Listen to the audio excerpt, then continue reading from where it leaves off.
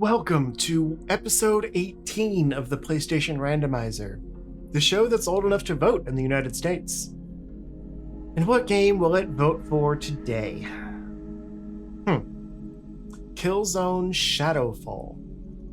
I've heard of this series, but never got into it myself. Will this one change my mind? Metacritic isn't very promising, but hey, it's been a while since we've gotten a PlayStation exclusive. Let's give it a try. So this might be the newest entry in a popular PlayStation exclusive series, but it didn't do much for me.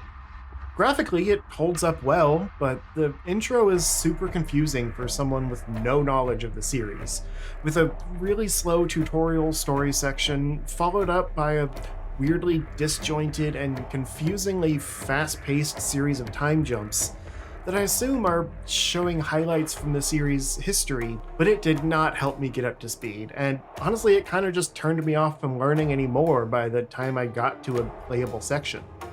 Then, it just drops you into the first level, with some sort of tutorial aspects, but mostly just a kind of dull stealth section where you only have a knife and a weird radar system to get through the level. By the time it finally got into the action, I was almost at the end of the hour limit on this game already. There's some pretty neat stuff by that point, admittedly, like a multifunctional robot drone thing that makes really slick use of the PS4's touchpad as you quickly swipe between its different modes and then press L1 to activate it. I especially like the zip line that can be used to zip around levels, but also find optional areas and occasional secrets. The drone can also attack, defend, and hack computer systems. I don't really like the gunplay, though, in this first-person shooter, and constantly triggering the radar to find enemies in the muddy, dark, cluttered environments can get old, but it's even worse when you get blindsided because it's only a few hits to death, and the enemies don't have the same human error in their perception. It's also worth noting that the movement is kind of slow and weird.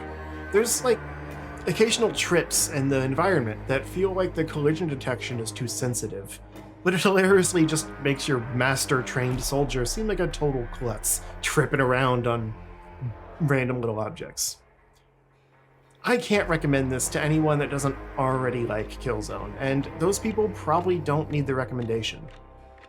It's a solidly made first-party game, but as the only one in the series available on this service, it's honestly gotta be a skip.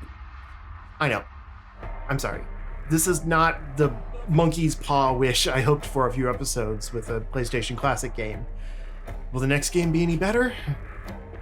Come back soon to see if we can work some magic.